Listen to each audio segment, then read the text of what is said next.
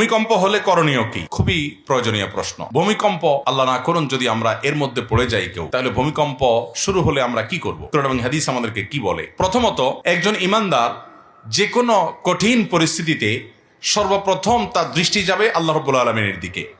তিনি সবকিছুর আগে আল্লাহকে স্মরণ করবেন, আল্লাহর দিকে তার মনোযোগ চলে যাবে। তিনি জিকির করবেন, আল্লাহ তাআলা স্মরণ করবেন এবং আল্লাহর কাছে দোয়া শুরু করবেন, তওবা করবেন, ইস্তেগফার করবেন, রোনাজারি করবেন, আল্লাহর কাছে পানা চাইবেন, কারণ এটাই হলো তার রক্ষার প্রধান এবং মূল জায়গা। এজন্য ইমানদার সে কাজটি করবেন।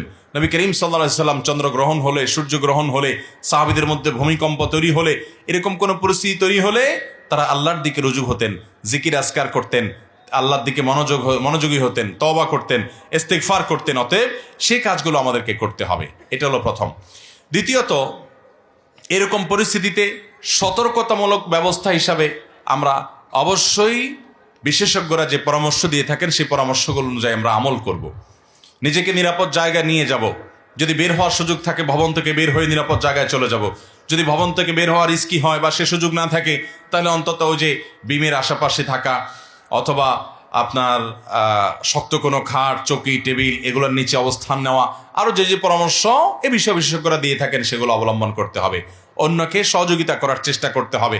একজন ইমানদার তিনি জাগতিক যে সমস্ত উপায় উপকরণ আছে এগুলো গ্রহণ করতে তার ইমান তাকে বাধা দেয় না, কিন্তু ইমানদারের সব কিছুর আছে আগে নজর চলে যাবে, তার দৃষ্টি চলে যাবে কার কাছে?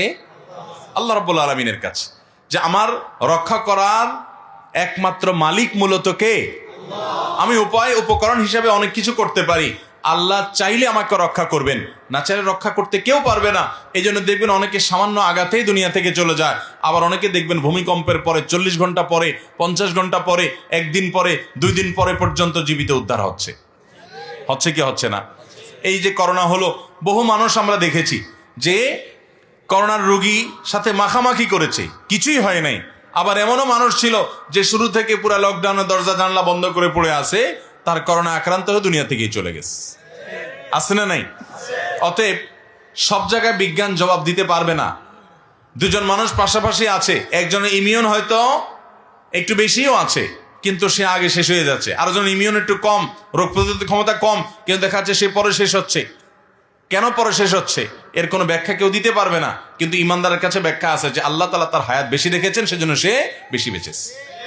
অতএব এরকম কোন আল্লাহ না করুন পরিস্থিতির মুখোমুখি যদি হয়,